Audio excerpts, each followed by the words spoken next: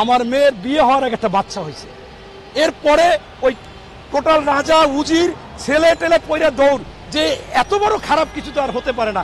আপনার হাসনাত আব্দুল্লাহ তার কিন্তু আন্দোলনে থাকাকালীন সময় যে ম্যাচে থাকতো, সেই ম্যাচের আমার কাছে ভিডিও আছে। সেই ম্যাচের মালিক বলছে যে আপনি 3 মাসের ভাড়া দেন না, আপনি কি করেন? আয় নাই, আয় না থাকলে আপনি কম্পিউটারে অনেকে ব্যবসা করে, ফিনান্সিং ব্যবসাটা, সেটা আমার কম্পিউটার আছে, নিয়ে বসেন, আপনি ভাড়া দিতে পারতেছেন না, এরকম বলছে তারা। একটা চটি, এই যে উপদেষ্টা আছে আসিফ মাহমুদ, তিনি কিন্তু এই নীলক্ষেত থেকে চটি জুতা কিনতো 300 টাকা 150 টাকা, ভাই ভালো শার্ট পরতে পারতো না।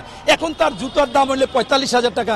তিনি প্রথম মাসে বলেছিল আমি এই টাকা দিয়ে মানুষকে দিবে, সেখানে কিন্তু সেই মাসেই তিনি আইফোন হাতে দেখলাম, মনে করেন 1.5 লাখ 2 লাখ টাকা দাম।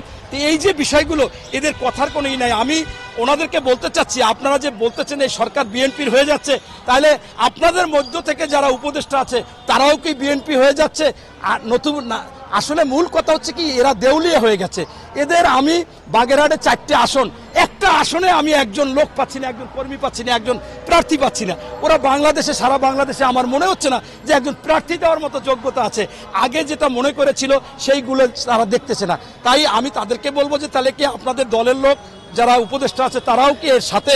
এবং এই কথাটা তো মোটেই সঠিক না, এটাই হচ্ছে মূল কথা। এরপর আমি আপনাদেরকে বলতে চাচ্ছি যে ভারত স্পষ্টভাবে তাদেরকে প্রতি আমাদের সোচ্চার হতে হবে, তাদেরকে কোনো ছাড় দেওয়া যাবে না। বহির্বিশ্বকে আপনাদের সাংবাদিকরা এবং আমরা যারা আছি তাদেরকে প্রকাশ করতে হবে, জানিয়ে দিতে হবে যে ভারত এখন অমানুষ, যারা মুসলমানদের উপর অন্যায় অত্যাচার জুলুম করতেছে, নির্যাতন করতেছে। ইতিমধ্যে আমেরিকায় কিন্তু সেটা হয়েছে। সর্বশেষ আমি যে কথাটা বলবো, যে আপনারা দেখেছেন যে ভারতের মোদি যখন আমাদের ডক্টর ইউনূস সাহেবের সাথে দ্বিপাক্ষিক আলোচনা করতেছিল, ওই মুদির পিছনে একটা লোক ছিল, সে কিন্তু কূটনৈতিক না, বুদ্ধিজীবী না, সে একটা দোভাষী। সেখানেই প্রমাণ হয়ে গেছে যে আমাদের ডক্টর ইউনূস সাহেবের অবস্থান কোথায় এবং ওই মুদির অবস্থান কোথায়, তার সাথে দোভাষী দিয়ে কথা বলতে হয়।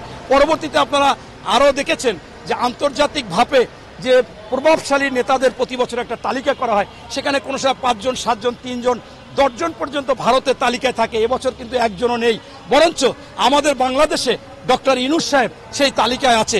আমি এইখানে আমাদের ডক্টর ইউনূস সাহেবকে আপনাদের মাধ্যমে একটি আবেদন জানাইতে চাই। আমি বলতে চাচ্ছি যে আপনি বিশ্ববরণ্য ব্যক্তিত্ব, আপনার ক্লিন ইমেজ আছে, আপনি নোবেল বিজয়ী, আপনার কাছে বাংলাদেশের মানুষও আপনাদেরকে সবচেয়ে ভালোবাসে। কিন্তু তারপরে আপনি আজকে এই নির্বাচনকে বিলম্ব করে, আমরা বারবার বলতেছি যতটুকু সংস্কার ততটুকু সংস্কার করে আপনি নির্বাচন দেন। যদি নির্বাচন না দেন আপনার অবস্থাটা হবে এমন অবস্থা।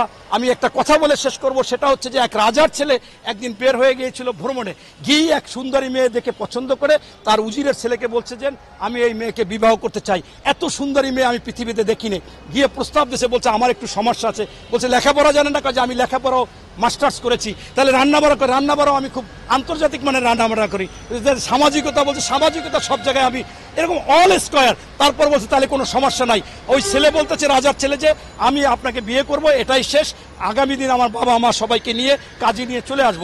সবাইকে নিয়ে চলে এসেছে রাজা, রাজার স্ত্রী, সব রানী, সবাই বলতেছে কোনো সমস্যা নাই। বলছে আমার একটা সমস্যা আছে, শোনেন। শোনা লাগবে না, বিয়ে হবে এখনই, কাজী নিয়ে আসছি। বলে শোনেন আগে সমস্যাটা কি আমার বাবার কাছে, তারপর আপনি বিয়েটা পড়ান। তা বলছে কি সমস্যা? বলছে যে আমার মেয়ের বিয়ে হওয়ার আগে একটা বাচ্চা হয়েছে, এরপরে ওই টোটাল রাজা উজির ছেলে টেলে পয়রা দৌড়, যে এত বড় খারাপ কিছু তো আর হতে পারে না। আমি মনে করি ডক্টর মোহাম্মদ ইউনূস আপনি বিশ্বের কাছে অল স্কোয়ার, সব গুণে গুণান্বিত, সবচেয়ে আপনি জনপ্রিয়, মানুষের কাছে গ্রহণযোগ্য, সম্মানীয় ব্যক্তি। আপনি এই কাজটা করবেন না, ওই মেয়ের বিয়ে হওয়ার আগে যাতে বাচ্চা হয়ে যায়, আপনি যাতে এত ছোট না হয়ে যান, এমন সমাজে মানুষের কাছে ঘৃণিত না হয়ে যান, এবং আপনাকে আন্দোলন করে নামাতে হবে, তখন আপনার কিন্তু মান সম্মান সব শেষ হয়ে যাবে।